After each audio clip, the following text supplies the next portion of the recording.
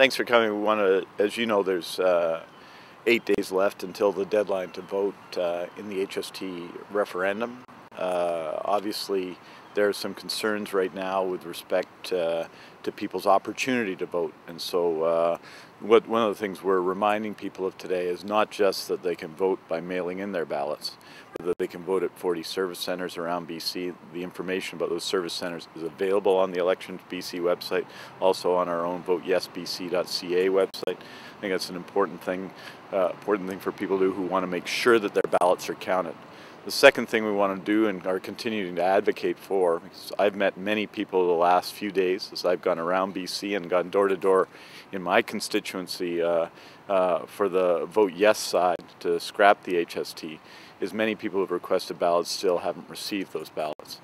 And I think two principles are important here. One is that if people get their ballots in, however they get their ballots in, by the deadline for voting, which is August 5th, to their post office or to Service BC Centre, that those ballots be counted.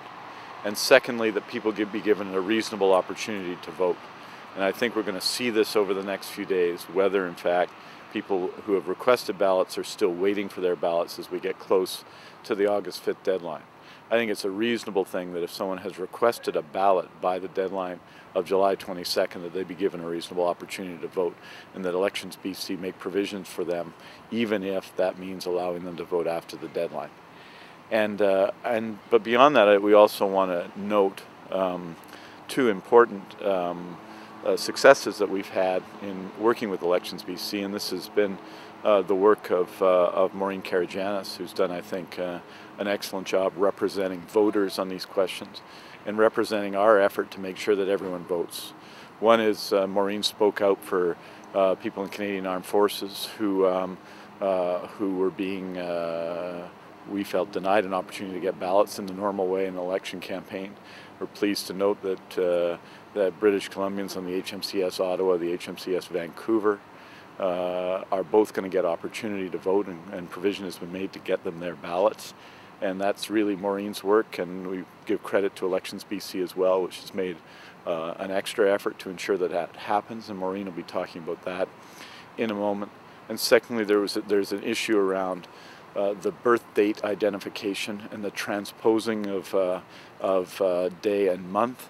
And Elections BC is now, and I think to their credit, taking the broadest possible view of that, so that for a time there was a consideration of the idea that if you were born on a date, if your day was above the 12th day of a month, and so it was clear, for example, on April 13th that it was transposed, even if you went 13-4 rather than 4-13, that you would be counted. Now all transposed birth date, day and months are being counted, and that ensures that many people who voted will get the opportunity to see their ballots counted. And again, in that case, to the credit of Elections BC, our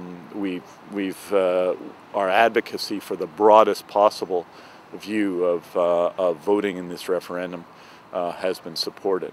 So we're going to continue this work over the next 8 days to get the message out that people should vote yes for a fair tax system, get the message out that the HST is a massive tax transfer onto working families that takes away from British Columbia its right to make sales tax policy, and that damages the BC economy. We're going to get that case out, but we're also going to be making the case that this is the people's referendum.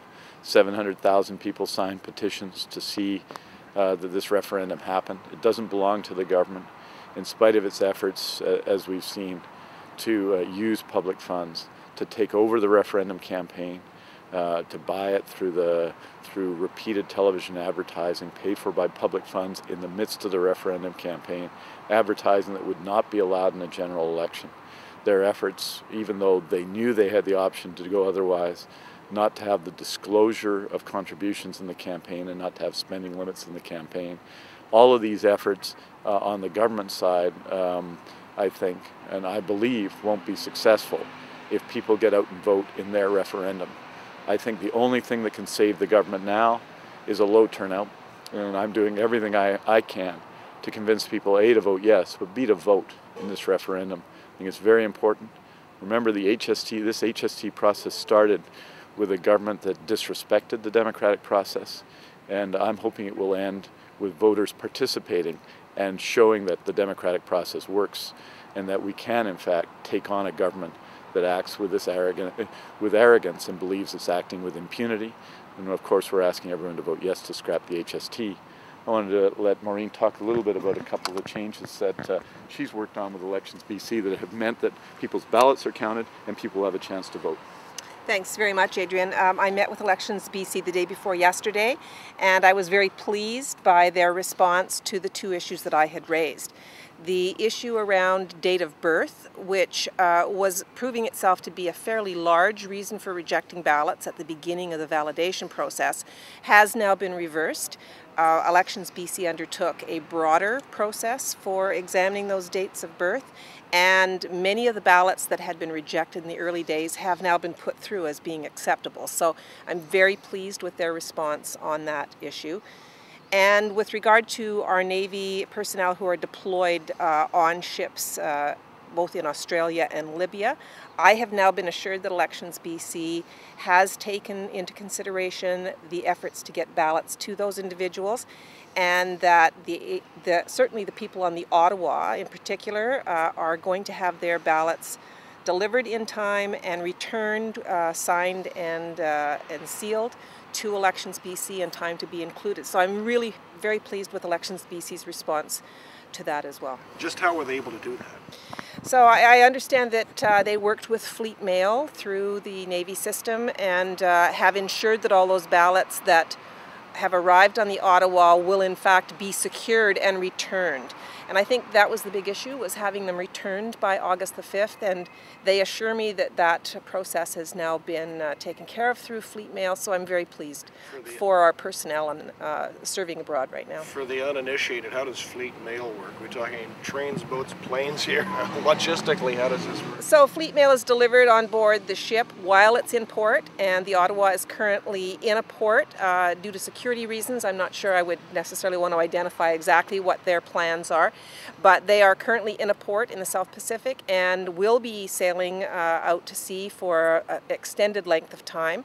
So those ballots have now been assured to be on board and will be secured and returned rather than waiting until the next time the ship is in port, which could be a month from now. So they'll be delivered by next I'm assured by Elections BC that those ballots are going to arrive by the 5th, and that those individuals who contacted me will all have had an opportunity to exercise their democratic right to vote. I'm sure I will hear from those individuals if there are any glitches in the system. The other issue about transposing the birth dates, it did sound as if the Chief Electoral Officer had planned to stand firm in that. What happened in the past couple of days? I think they've certainly reacted in a very positive way to the issues that we raised and decided that they would broaden their criteria on how they evaluated those. So they've looked at other forms of reference as well as their own on verifying the personal information that people put on their ballots. So that has resulted in a large number of ballots that had been rejected now being put through for counting, and I'm very pleased with that. It's reduced the rejection rate on that by a great degree, I'm assured, by Elections BC. How do you think that people should be allowed to vote after the deadline? In sort of what mechanism? Look, for example, I mean, if you've requested a ballot and it gets to you on August the 7th, right? I think there has to be a process, either through statutory declaration or something, to allow that person to vote. I mean, if you've requested a ballot, by the time you're supposed to request a ballot and you're registered to vote and you're eligible to vote, you should be able to vote. So, and that there be some, and that Election BC work through to make sure there's some reasonable way to allow that to happen. And I think actually under those circumstances, and specific circumstances, for example, where someone does not get their ballot in time to reasonably get it and vote, right? That provision can be made, especially since it will take several weeks to count the ballots. So statutory declaration, you support that idea that Bill Vander's having? I think it's a reasonable approach if Elections BC defines the circumstances. Right now, though, we don't know how many people will be in those circumstances, and we're in contact with people all the time. We're encouraging people to contact our website if they haven't got ballots or their ballots are missing, voteyesbc.ca, to let us know so we can advocate for them as well. I think that what we're trying to emphasize is that, you know, there's 8 days left and that people vote. You know, and I think the more participation we have in the referendum, the better it will be. And we're going to make every effort right now to focus on the arguments for voting yes, reminding people to vote, reminding people the existence of the service centers, reminding people to get their ballots in, and ensuring in our continued advocacy with Elections BC that everyone be given the opportunity to vote. And I think most people would agree that if you don't receive your ballot in time reasonably to vote, and that might include if people are working and so on the days immediately preceding the deadline as well, that people should be allowed to do that. I think that's a reasonable process, and what we want to make sure is that everyone vote. Because remember, the people who've requested the ballots, people who called in to request their ballots, these are very likely voters, right? I mean, if you in this process have made the effort to get through all the phone things and some of the delays that existed in that, and got through and communicated that message, or made an effort to contact Elections BC, that means you want to vote. And I think we need to make every effort to ensure those votes, that effort is supported, and that people get an opportunity to vote. Maureen, could you just clarify how many people will be able to vote because of those changes you mentioned earlier about the transposed dates?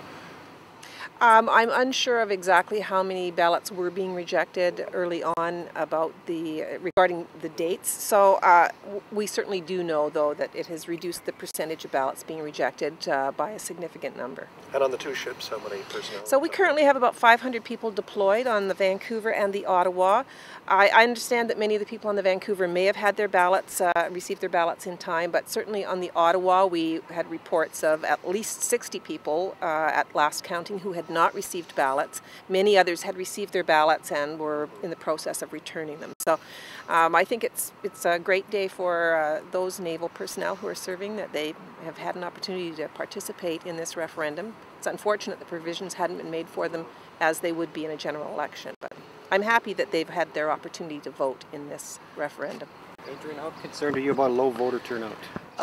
I'm concerned that as I go around the province, that I think people have felt very passionately about this issue, and that we've had a few interruptions. The decision by Canada Post to lock out postal workers was one of them, and the fact that we're having the referendum in summer, the fact that it isn't being done by the rules of a general election, all I think mitigate against high turnout. But all we're doing is doing everything we can to encourage people to participate. And I'm heartened. You know, I go to communities. I was in Gallagher Lake and in Oliver and in Penticton and in Kelowna over the last couple of days. I'm heartened by the number of people who've told me they voted.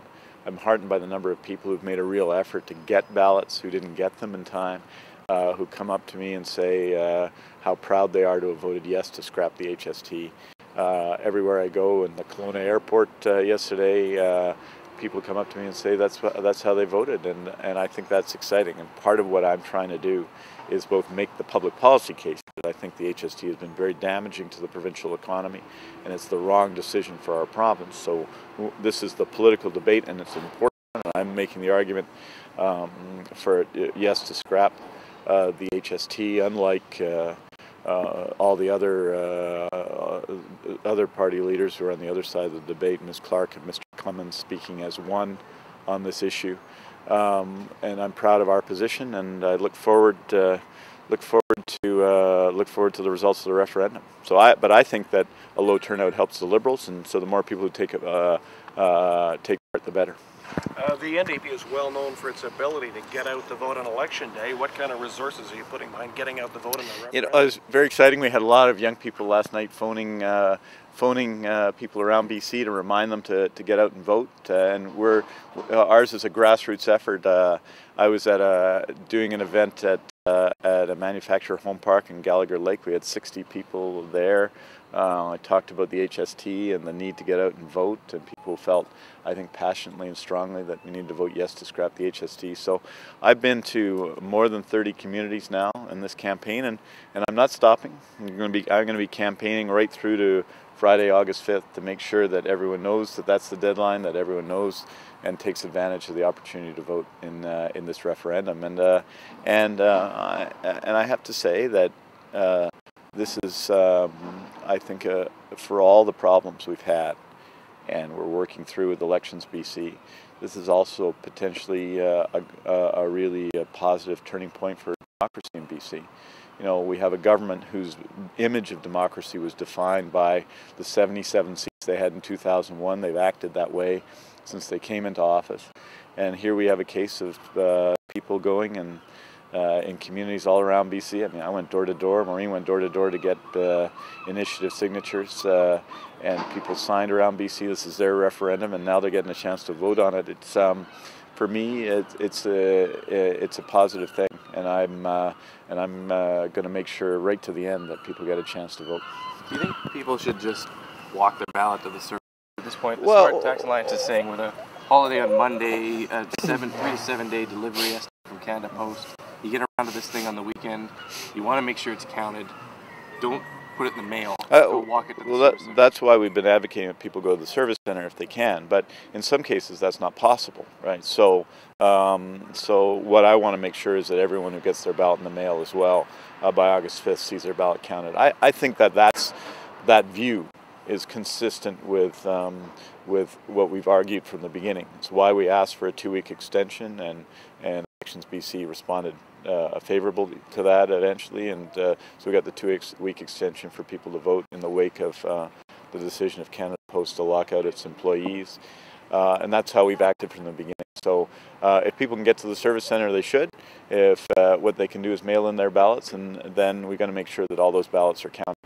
And you know, I think that right to the end, I think people should be allowed to exercise their right to vote. It's a privilege in our democracy, and when people go and do that at a time when voter turnout is low, then that effort has to be respected in the political process, and that's what our campaign's been doing from the beginning. If people don't receive ballots, what steps would your party be taking to try to rectify this, or is there any changes that you could foresee in the future for the next referendum to try to ensure that this doesn't happen again? Well, clearly it's a challenge with this form of referendum. It's always going to be. I mean, I have for example, in my constituency of Vancouver Kingsway, we have a very high turnover of people in any given year.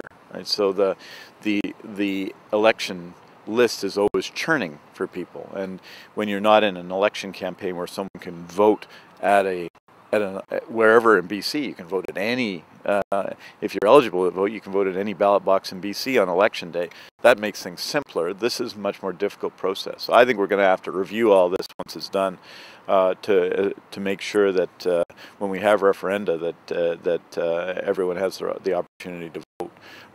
You know, as you know, the Premier committed in her leadership campaign to a vote on the HST that would follow the rules of a provincial election. And she broke that promise. And it was clear that she broke that promise. She could have had spending limits, and she chose not to. She chose to break her word to the voters on a really important question of how this referendum would be conducted. Her ads, her liberal ads paid for by taxpayers, those would be illegal in a general election. They wouldn't be allowed. And in fact, they clearly used this to get around that, because they were, as you know, the Liberals were complaining constantly during the initiative period about their inability to dissent government-paid Liberal propaganda to voters.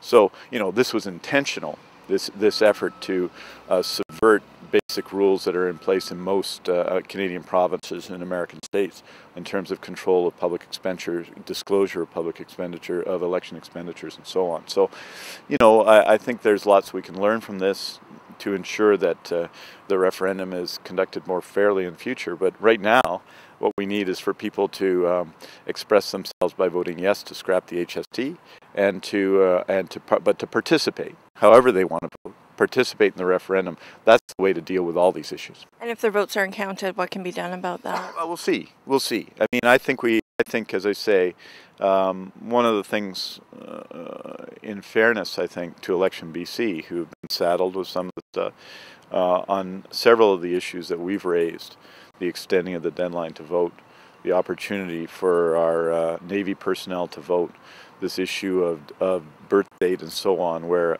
it's simply a mistake has been made, but April 4th and it's put 5-4, that sort of thing. The Elections BC has been responsive, and so we're hopeful as we continue to advocate that everyone who has requested a ballot have the opportunity to cast that ballot, and we're going to continue to work in a positive way to see that that happens. Do you have a concern that the Chief Electoral Officer will switch midway through the counting process? Or I guess, I mean, the new one is supposed to come in September 1st, you know, and the counting process might not be done by that point, and some of these issues you're trying to arbitrate with one might fall to another. Is that a concern? No, I don't really have any concerns with that. I think that I am very optimistic, unless Mr. James is counting them all himself. I'm very optimistic that the process is the counting process. Fine, there will be scrutineers there. It'll be a good process, and so I think we're going to be all right. That the decisions made in this referendum about the eligibility of ballots will be maintained through to the end. I think that would make sense, and both Mr. Archer and Mr. James are, I'm sure, and I'm hopeful, will take the view that the broadest possible view of people's right to vote in this referendum as possible. Thanks, guys. Hey, thank you. That was fun.